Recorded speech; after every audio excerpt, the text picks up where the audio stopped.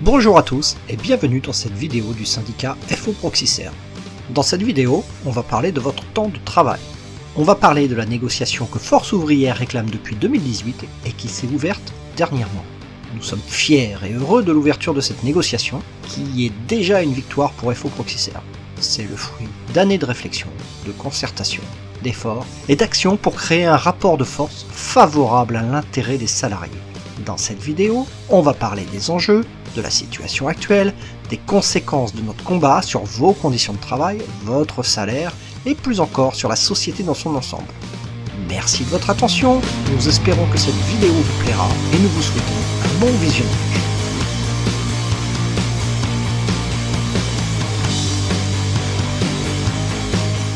Le temps de travail est au centre de la relation entre l'employeur et le salarié. Historiquement, les règles sur le temps de travail sont le résultat de combats sociaux.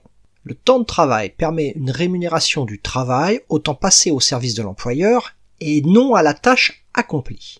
Cette notion de temps de travail sécurise économiquement le salarié des variations éventuelles de l'activité.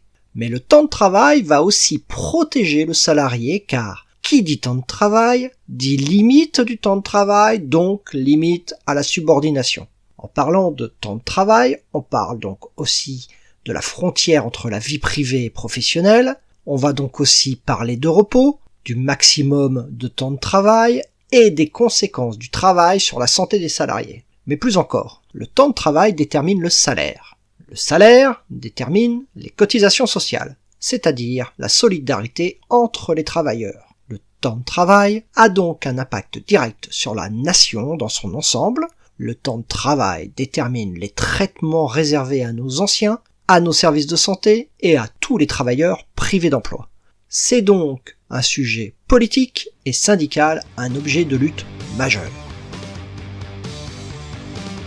Notre métier est par nature individuel et aléatoire. Les techniciens travaillent seuls et passent de logement en logement tout au long de la journée. Il est impossible de prédire avec exactitude si un dépannage va durer 9 minutes ou 1h38, ou précisément si un trajet va durer 24 minutes ou 36. D'un côté, l'entreprise décompte un temps de travail collectif et constant. Par exemple, 8h midi, 13h30, 17h. Pour les managers, les seules informations à peu près pertinentes sur le temps de travail proviennent des tablettes informatiques. Ils constatent le temps de présence dans les logements, entre 5h et 6h par jour, et en déduisent par confusion que les techniciens ne travaillent pas assez. En réaction, ils surchargent donc les journées, organisent la pression psychologique et mettent en place des primes pour récompenser la productivité dans une logique de politique du nombre complètement déconnectée de la qualité du travail ou de la difficulté technique. De notre côté, on constate des travailleurs qui n'ont jamais autant couru de leur vie. Leurs conditions de travail se sont dégradées, la saisonnalité a disparu, et même durant l'été, le rythme de travail ne retombe plus. On a de plus en plus de gens fatigués, trop d'accidents de travail et des burn-out. Les techniciens doivent se battre pour se faire payer les heures supplémentaires effectuées, au point que la majorité y renonce. Ce sont des dizaines de milliers d'heures de travail par an qui sont réalisées mais ne sont pas payées aux travailleurs.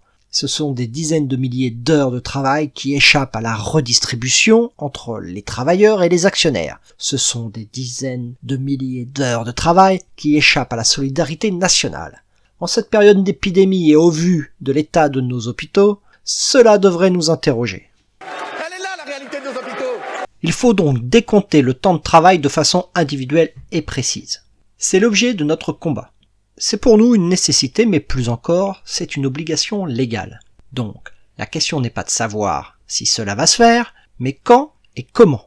Sous notre pression, la direction ouvre les négociations, mais elle traîne les pieds pour deux raisons. Premièrement, elle est la grande gagnante de ce flou actuel. Elle peut ne pas payer les heures, car les salariés ne sont pas en mesure de prouver leurs horaires de travail.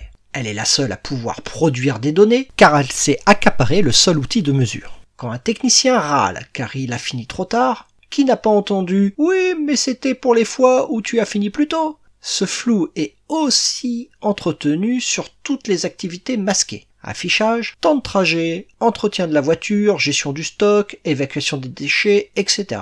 Ces temps masqués font l'objet quotidiennement de réclamations et de contestations. Et ça finit bien trop souvent au détriment du salarié. Deuxièmement, Changer, c'est compliqué. Changer le décompte du temps de travail, c'est changer de paradigme. C'est une évolution majeure du management, la direction en est consciente et cela lui fait peur. Cela aura un coût et la nouvelle situation sera plus sécurisante pour les salariés. Elle perdra donc son pouvoir malsain de dire et de faire ce qu'elle veut. Une entreprise est par nature une entité réactionnaire réfractaire à tout progrès social. Proxiserve ne fait pas exception. Elle résistera encore et encore. Dans cette négociation, nous allons devoir définir quand commence et quand finit le travail. Nous allons trancher définitivement le statut des trajets domicile-travail et nous allons parler de télétravail. Nous allons parler compte épargne-temps et de son évolution durant la carrière des salariés. Nous allons parler d'astreinte, de l'activité habituelle de l'entreprise et de ce qui relève réellement de l'urgence. Nous allons parler du respect des temps de travail maximum et des temps de repos. Nous allons aussi parler de l'outil de contrôle de l'horaire de travail et des informations données aux salariés pour leur défense. Mais nous allons aussi parler des sédentaires. Nous savons bien qu'eux aussi travaillent plus que la normale. On ne compte plus le nombre d'agences qui restent ouvertes durant la pause du midi ou après 17h. Bref, nous allons parler de la vie des salariés, de leur santé et de leur rémunération.